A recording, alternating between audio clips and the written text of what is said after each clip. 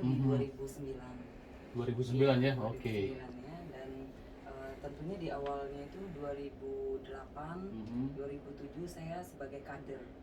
Ya, dan itu baru bendahara di tingkat kecamatan. Oke. Sebenarnya pengurus itu menyasar papa saya sebagai tokoh masyarakat setempat di Desa Jeruk ya, Pangkalan Baru.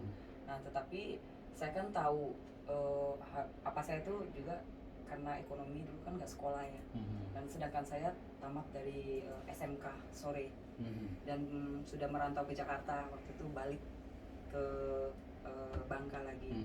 Nah, saya langsung bilang kalau saya boleh nggak gitu, karena papa tidak bisa baca tulis seperti itu ya, kelas 1 cuman. Nah, beliau bilang, Pak Haji Korari waktu itu bilang, oh boleh, tanya suaminya dulu izin nggak gitu.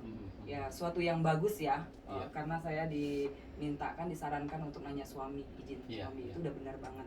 Nah, suatu suami bilang boleh saja.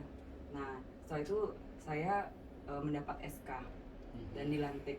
Nah, saya di situ belajar ikut kegiatan-kegiatan rapat partai skala kecamatan dan kabupaten.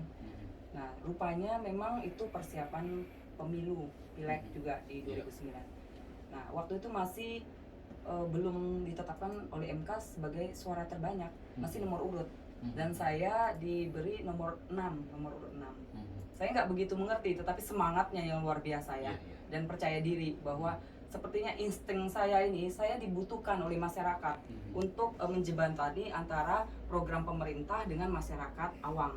Ya, dan ternyata ditetapkan suara terbanyak. Itu anugerah luar biasa, menjadi jalan buat saya. Karena kalau dia tidak ditetapkan sebagai suara terbanyak, nomor urut, belum tentu juga saya dilantik. Tapi kenyataannya memang suara saya banyak ya waktu itu. Tetapi diperkuat oleh ketetapan MK suara terbanyak. Nah, akhirnya di situ saya belajar, berproses, terutama tadi belajar tentang pemahaman, tugas dan fungsi wakil rakyat, dan juga belajar mental. Mentalnya, idealisnya luar biasa waktu itu saya. Kalau merasa, oh ini enggak seperti ini mestinya, mestinya seperti ini gitu loh ya. Sampai sempat up and down ya.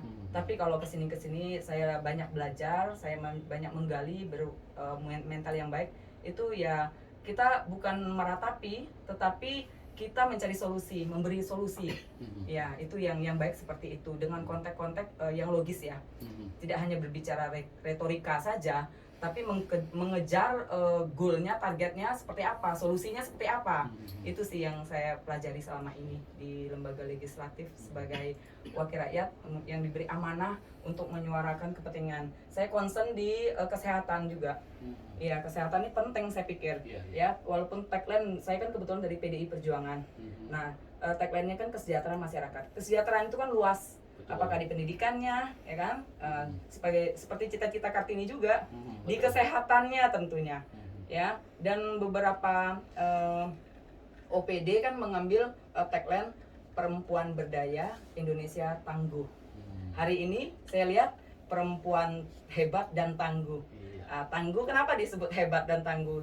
Ya, itu sebenarnya tantangannya juga buat kita, buat saya pribadi. Ya, tangguh karena punya mental yang cukup baik dan memberi solusi kepada masyarakat, konstituen, tidak pandang hanya dapil kita, tapi kalau kita bermanfaat secara ilmu dan mental buat orang lain di luar dapil, kenapa tidak, kan gitu ya. Jadi jangan terkukung oleh ya ini konstituen kita nih, kita harus utamakan, nggak boleh gitu juga, karena multiplayer effect ya.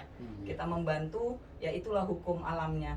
Bagaimana ini tantangannya juga buat kami supaya money politik itu terkikis habis, nggak zamannya lagi, ya kan? Supaya perempuan-perempuan yang lain, terutama yang muda-muda yang menjadi dari generasi nanti, nggak takut berpolitik, ya gitu ya Bu Sung ya. Iya, kalau semuanya serba terkukung oleh mindset perempuan hanya pelengkap penderitaan, kan enggak relevan lagi ya. Nomor sepatu katanya diberi nomor urut, nomor sepatu kan ujung-ujungnya 38, 36 ya, kan enggak begitu. Kalau saya sih clear ya, tetapi saya kan nggak mungkin hanya saya terus, harus ada regenerasi yang lain. Ya kan. Saya kadang-kadang jadi narasumber di UBB tadi ya, memberi motivasi kepada mereka, bisa kok. Iya. Kalau udah jelas passionnya di mana, ya udah branding yuk. Sekarang kan zaman digital, medsos. Betul.